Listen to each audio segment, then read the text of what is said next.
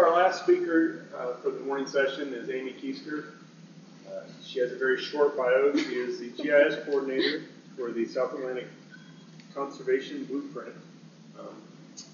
The South Atlantic Conservation Blueprint is a living spatial plan to conserve natural and cultural resources for future generations. It identifies shared conservation priorities across the South Atlantic region. I'm going to let Amy tell us a little bit more about that. Might need some help with the mic. Is it on? I'm going to let you. Where's the on? It looks like it was on. Can you guys hear me? Is the mic on? Okay, excellent. Thank you. I think if you hit the button on the top, it'll go from orange to green. Aha! Does that help? Yeah. Excellent. Excellent. So yeah, I apologize. I didn't get my bio in, but I'm the GIS coordinator for the South Atlantic Landscape Conservation Cooperative. And I was a late addition to this session, and I wasn't quite sure from the audience if people would know what the South Atlantic Landscape Conservation Cooperative is. So does anybody raise your hand if you've heard of us before? Okay, so we got some people in here that know, but I think I'm going to go ahead and do some of my background slides before we get into the GIS stuff, and we'll see how far we can get to get into the cool GIS stuff. I definitely want to do a live. I want you to be able to watch me do GIS like Dan did, but I didn't prepare for that. So, the South Atlantic, so just kind of an outline of my presentation. I'm going to talk a little bit background about what we are and the processes that we use. We have three main products that we deliver. We have indicators, we have the state of the South Atlantic, and we have a conservation blueprint. And then hopefully if we have time, I'm going to get into talking about people who are using the blueprint, how we develop the blueprint, and how we get it out to our cooperative. I think that's hopefully the stuff you guys are going to be most interested in. And so the South Atlantic Landscape Conservation Cooperative is a partnership. And so we are a forum in which federal and state agencies, nonprofits, businesses, and communities all come together to develop a shared vision for landscape sustainability in our region. And then as a partnership, we cooperate in implementing that vision and applying it out on the landscape and then refining it over time.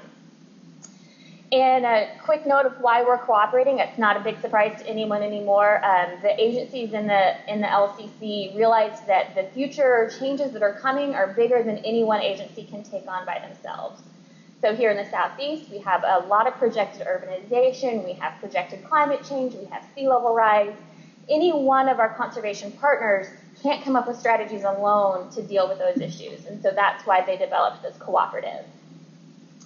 And so we are an independent, self-directed cooperative in the South Atlantic region, but we don't stand alone. And so we're part of a larger network of 22 other LCCs across North America, the Pacific, and Caribbean islands. And so we're working internally as a self-directed partnership. We're also working across our boundaries with other LCCs to try to create products that match up across boundary lines. And then we also work with other big regional partnerships who are working on future changes. And so we work with the USGS Climate Science Centers, the NOAA RISAs, and the USDA Climate Hubs as well. And we are governed by a steering committee. And so here we have the logos of all of our current steering committee members. And so these are the people who give us our broad general direction on what we should be working on. And that's very important in our model. And so when we come up with our conservation blueprint, it is not the blueprint of the North Carolina Wildlife Resources Commission or the Fish and Wildlife Service. It is the vision of the cooperative together. That's a big part of our model. We have 7 full-time staff that support this cooperative. And one of the interesting things about how we're funded is we're funded by our cooperating agencies. So some of us are Fish and Wildlife Service funded, some of us are USGS funded, Park Service, we have some NC State employee, but we're all working together to serve the cooperative. And then also the North Carolina Wildlife Resources Commission provides us with our office space as a contribution. And so our big mission in life, why we exist, is we are here to facilitate conservation actions that sustain natural and cultural resources guided by a shared adaptive blueprint. And you can see on this map, we cover a large portion of North Carolina, but we also cover portions all the way from southern Virginia into northern Florida in the coastal plain and Piedmont regions. And when we talk about that shared adaptive blueprint, that is the living spatial plan that identifies the best places for shared conservation actions to sustain our natural and cultural resources in the face of future change. And so we kind of have three major categories of how the blueprint is being used. And the first one is we're using the blueprint to amplify existing conservation efforts. So before the LCC was ever dreamed up, there were organizations and people working on conservation on the ground in our region, and we want to help them support what they're doing. Most of the time they know what they're doing, they know what needs to be done. We want to help them get funds and help them continue to do their work. And so one example of this is, I'm sure you all know we have a lot of longleaf pine in our region. It requires fire to be maintained. And so we've been able to help attract resources to fund maintenance of longleaf pine through fire. And so this example, this was a Department of the Interior funding opportunity. It was called the Wildlife Fire Resistance Landscape Program. So far, we've been able to get about $2 million to directly support fire maintenance on public, private, state, fed, nonprofit lands in our region. And we were able to do that. You'll notice that most of the funding actually went out west because they have a lot of catastrophic fires out west. But through the strength of our partnership and being able to explain how managing with fire is directly impacting our ecological integrity and our cultural resources, we were able to attract some of that funding, and we want to continue to do that in the future. We also want to help our partners in our organization anticipate and plan for change.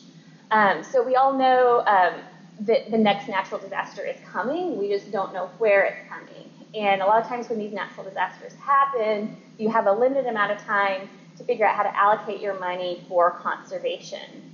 And so we want to plan in the future, be prepared for when that happens. So one example here is NIFWIF, the National Fish and Wildlife Association. This was after Hurricane Sandy. They recognized they wanted to be prepared for a hurricane, and so they wanted to do an assessment of coastal communities across the Southeast and of habitats across the Southeast and figure out what are our highest priority areas if another natural disaster hits.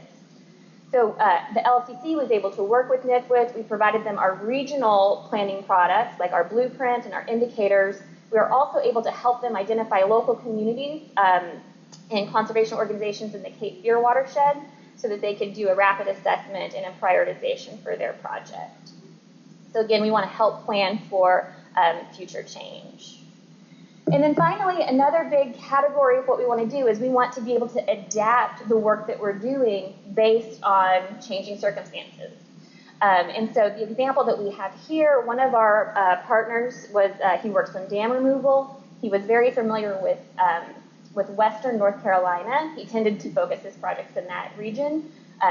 He knew that area. There were a lot of pristine streams there that he could help with dam removal.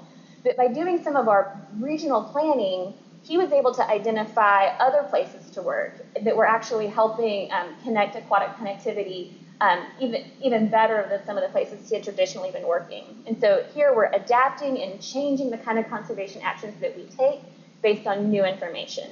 And so that's another big way that the blueprint is being used.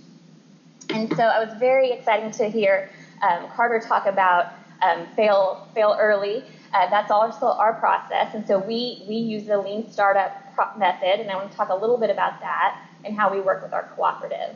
So people know about lean startup, failing early, or these things I'm sure you guys have heard before. And so lean startup is basically just adaptive management. It's something that we're all familiar with. But the focus is you want to go through your adaptive management cycle as quickly as possible and get out of the planning stage and spend as much time as you can in the revision process. So again, we want to get products out to people. And I really loved what you were saying, Carter, about the goal is not to just do our plan and then get it out. The goal is for people to use the plan. And so we have to have that feedback loop. Is this spatial data actually useful? If not, how do we change it? How do we deliver it in a way that you can use it to actually impact conservation on the ground? And so that's our way of working. And in order to do that, we work really extensively with our cooperative. And so we already talked about the steering committee. We get our general strategic guidance on what we're supposed to be doing from the steering committee. But you all could be members of our cooperative, and we go out, reach out to our cooperative at every stage of the game. So in the planning and figuring out what indicators we want to use, in revising our indicators, in revising the blueprint, in revising the tools we're using to deliver these spatial data sets, we're working with our partners to get feedback and find out what works, what doesn't work. And so I've mentioned this a couple of times. We have three main products that we create. We have indicators, we have the State of the South Atlantic, and we have the blueprint. And so really quickly, indicators are our foundational spatial data sets. And with our indicators, we're attempting to represent both ecological integrity and intact cultural landscapes. And so that's what we're using to measure what the state, like what the ecosystem is like right now. And I'll talk more about indicators later on, but that's the foundation of all the work that we do. And then we use our indicators to make our other two products. And so first of all, we have the State of the South Atlantic. So in 2015, we created a document called the State of the South Atlantic. Forgot to bring my extra copies, but if you get a hold of me, I can get you a copy if you want one. And in here, we've used our indicators to give ourselves a score across our whole region and across subregions of how are things going, how are our ecosystems and our cultural landscapes doing. And so in 2015, we gave ourselves a score of a C. We want to redo this again in 2018 and see how things have changed over time. And then the final product that we have is probably our biggest product, and that's our conservation blueprint, this living spatial plan, help identifying the best places to take conservation action in the face of future change. And so you'll see here we're on Blueprint 2.1. So again, we're trying to iterate quickly. We're trying to get products out and get feedback. And so we had Blueprint 1, Blueprint 2, Blueprint 2.1 that you're seeing right now came out last August. A draft version of Blueprint 2.2 is going to come out in a couple of weeks, God willing. And then we'll have a final version. After the draft version comes out, we're going to go on a road show. We're going to do workshops, work with all of our cooperatives to get feedback on the draft, take it back to our steering committee, make any updates that we get, and we'll hope to get a final product out in the summer of this year. And so I want to talk a little bit about how we build that blueprint. And again, we build it with our indicators. And our first step is we break down our landscape into really broad ecosystem types. So broad definitions like beaches and dunes, upland hardwoods, pine and prairie. And then we try to make indicators that indicate the ecological and cultural integrity of those systems. We also have a category of ecosystems that go across those other ecosystems. We call them cross-ecosystem indicators. And those fall under categories like landscapes, freshwater, aquatic, and waterscapes. And we use those to capture functions that aren't limited to one ecosystem. So we need structural connectivity linking across ecosystems. We need freshwater, aquatic services happening across ecosystems. And so we try to get about 3 indicators per ecosystem, and we want them to represent different portions of that ecosystem. And then we spatially model these indicators, working extensively with our cooperative. Our goal is to use existing spatial data where possible. We don't want to be recreating data if we don't have to. And right now we're working at a 200-meter pixel size. And again, we review all these indicators through our cooperative. And then we have to put them together to make the blueprint. And so the way that we do that is, again, we have our indicators by ecosystem, and we have to figure out how to use those to prioritize the landscape. And we chose a conservation software package called Zonation to do that optimization. And there's a couple of different algorithms that software will run. And the one that we're using, it basically assumes anything that was identified as an indicator is important. And so ideally, we conserve everything. And then it goes through analysis and says, of all of the pixels that are there, which is the least important, it kicks that one out, and it keeps on going. And so the result is just a continuous raster that ranges from 0 to 1. 1 is your most important area, 0 is your least important area. So it's kind of optimizing the landscape based on those indicators. Then we also wanted to do some connectivity. We wanted to provide a measure of structural connectivity. We used a package linkage mapper, which is a tool that you can get with ArcGIS. And we identified core areas from those zonation runs. So what are those really important areas, large contiguous patches of important areas based on the indicators. We also added in some public lands. If it's already protected, we want to try to maintain that protection. And then we tried to calculate corridors in between those big contiguous patches through this least cost path analysis. And so the result is our final blueprint.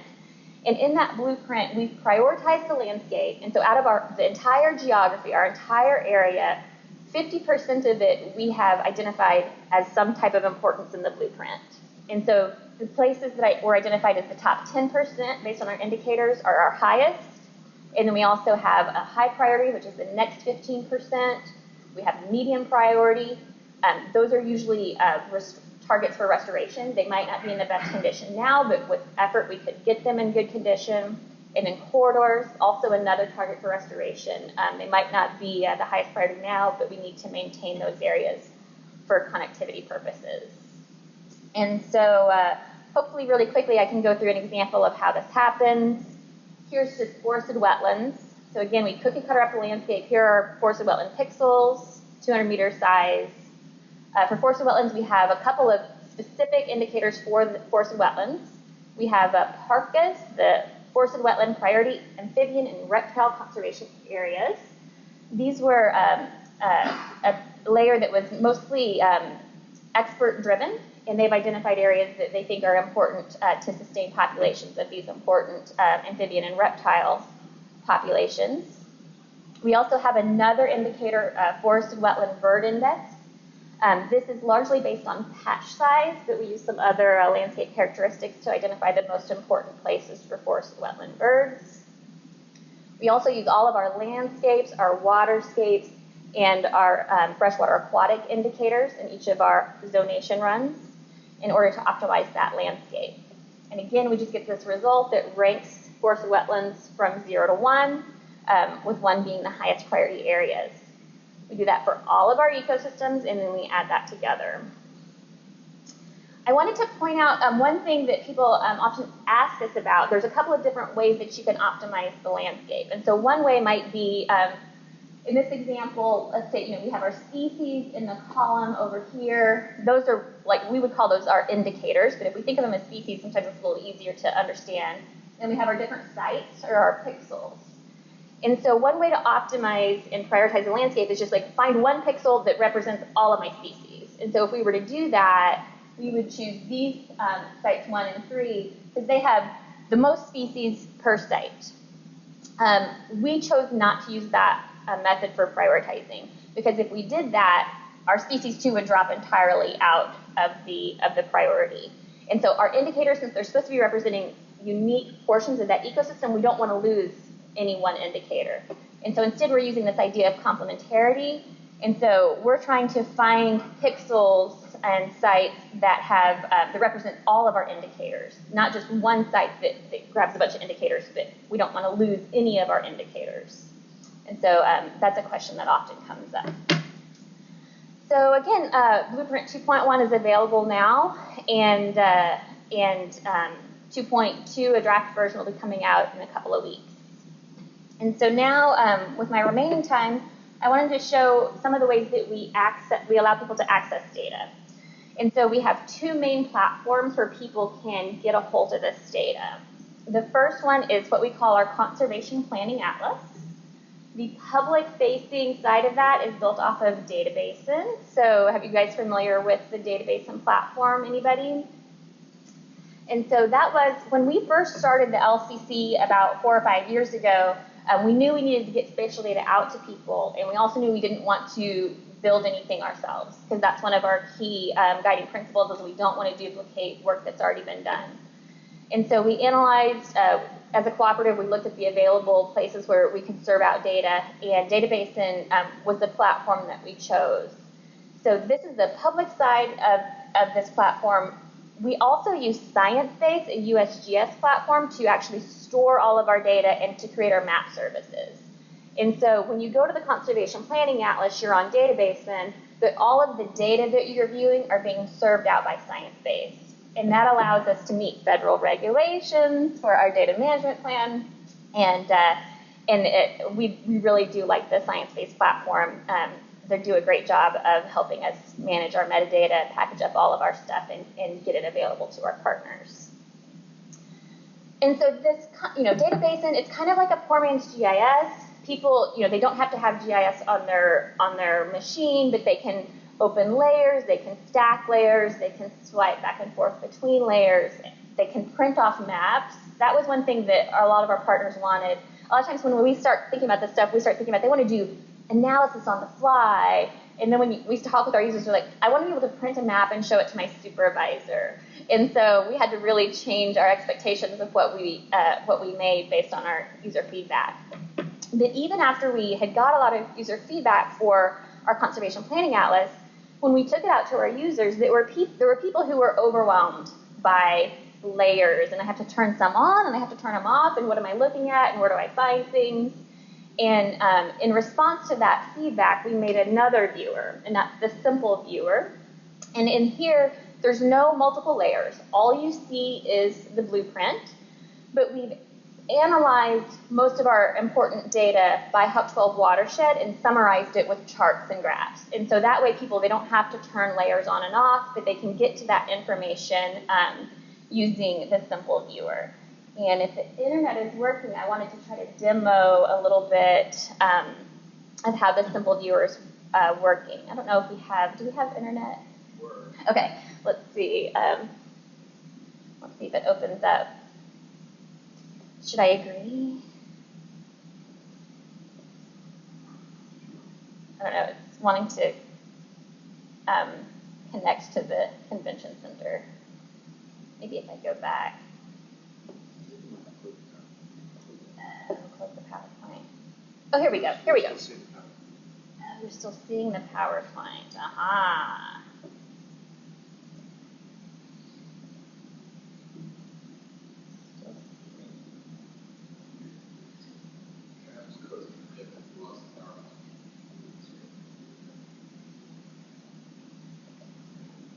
There we go. Thank you all. Sorry about that. So here's our simple viewer. I just kind of wanted to show you an example of what you can do here. People can come in. Most of the people are looking at a particular area, so they can zoom into their particular area. And then again, we've summarized our priority data set by HUB 12 watersheds. And so when you click on a watershed, you can find out how much of that watershed is in the different priority categories in the blueprint. You can find out how we've defined those categories. But most importantly, people usually want to say, why did you say that's a priority? And so here we can go into our ecosystems and indicators. And so we know that this watershed, it's mostly forested wetland. And we're like, well, why is it important? It's not important for forested wetland amphibians, but it is important for forested wetland birds. So over half of this watershed has been identified as the highest category for forested wetland birds. And so based on our indicators, we think that this should be able to support Swainson's warbler, prothonotary warbler, northern parula, and a large suite of forested wetland birds. And then if you wanted to dig further and find out how did you create that indicator, I don't trust you, I don't believe you, we can switch you over to the Conservation Planning Atlas, and you can read the metadata on how we created that indicator. And then you can give us feedback on whether you think that's correctly representing this landscape. And so you can look through the landscape indicators that also contributed to that score. Then we've also done some kind of simple stuff. We show land cover changes in the past and predicted changes over time. And so we have the NLCD just summarized for these watersheds. And then we have an urban growth projection. And so if it's projected, I'm trying to get over to a more urbanized area. But here we go. And so if it's projected to have more urban growth, we've shown what land cover you're going to lose if those places are developed. And then it's a place where people can try to find partners, find out, is this already protected? Is it in federal ownership? Is there a lot of places that aren't conserved? Is this a place where I want to spend my conservation dollars? So kind of a quick view of how that simple viewer works.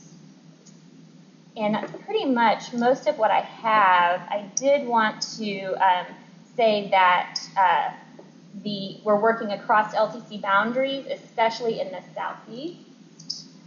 With this project, the Southeast Conservation Adaptation Strategy. And so people like North Carolina, you're not covered by our entire geography, but we're working with Appalachian LCC so that you have products that expand across the whole state. And then just wanted to sign off with how to get involved in the cooperative. You can go to our website, you can become a member, and you can explore the blueprint and all these tools online. So pretty much all I have for you today. Do you guys have any questions?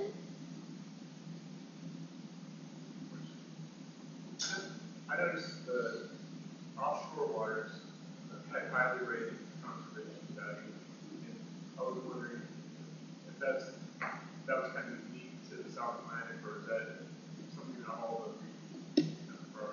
That is unique to the South Atlantic and one of the Alaskan LCCs. And so since we're a self-directed partnership, we vary on how much we go into the marine environment. And so our partnership decided to go all the way out to the EEZ. So we go 200 nautical miles into the marine environment.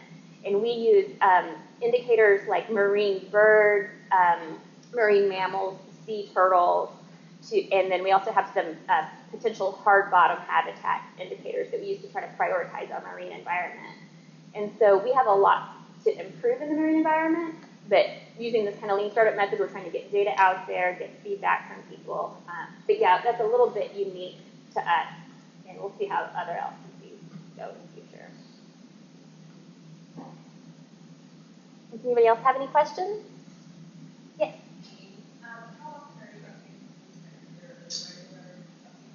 Yes, so we update annually, and so that is our plan. That's what we've been doing for since we created the first version of the blueprint.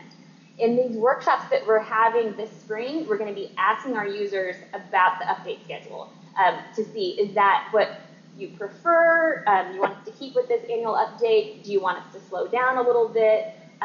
It's kind of a trade-off because you want to get the most recent data you can, but then we want to hear back from our partners, is this disruptive to have an update every year? What schedule? We hear a lot when we first started, people were like, we need it more often than 10 or 20 years. Because we see a lot of plans where it's like, here's a plan, and then people go away, and it never gets updated, and it's irrelevant after 5 years. And so we know there's a certain timeline where we can't go that far. But we're interested in seeing feedback from our users of what update cycle is good. So what update cycle would you like? I think annual. Yes. Because the data are so dynamic. Right. You go into it that you're doing it every 2 years, 5 years, or long. Right. Yeah. Other companies navigate like on it. So it's like an interval that Yes. Yes. That's good feedback. Yeah, Doug? Do you anticipate going to a higher resolution on your food system estimated? Yes, we definitely want to go to a higher resolution, and we're thinking about starting to experiment with that, not in version 2.2, but in the next version.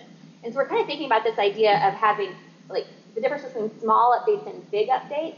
And so we'll continue to have an annual cycle where things get updated. But in the meantime, as we're doing that annual cycle, we'll start planning for 2 or 3 years out and start planning with things like updating pixel size. Like once you create this beast, it's very hard to change. And so we have 30 different indicators. And so if we want to decrease the pixel size, we need to decrease the pixel size for every one of those freaking indicators. And so you'll probably be doing a lot of that, like get 3 or 4 indicators done 1 year. And so we might not be able to decrease the pixel size all in 1 year. We'll have to kind of iterate through. But yeah, we definitely want to improve our resolution.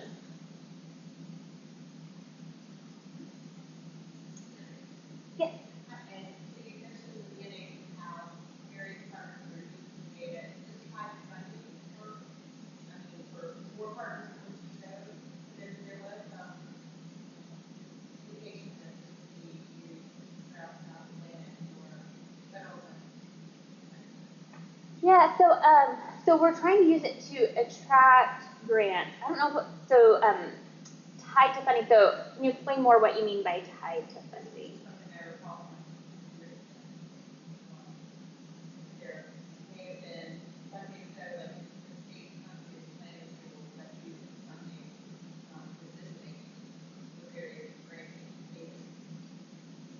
Yes. blueprint I'm with you. to various grant funding programs where it's, you have, this is a high priority, you get more. Right. I'm with you, yes. And we are continuing to work on that.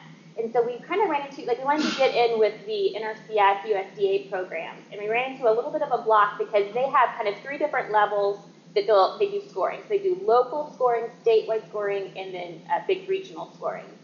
And so because we didn't cover the whole state, we couldn't get into the statewide scoring system, so we could get into the big regional scoring system.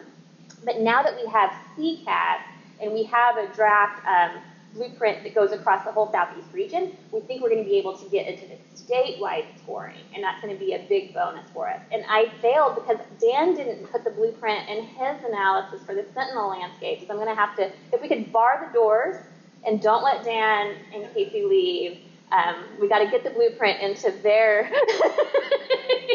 we got to get to the blueprint into their prioritization as well. So yes, we are trying to work to embed this information into programs like that that are funding conservation on the ground. That's a high priority for us. Any other?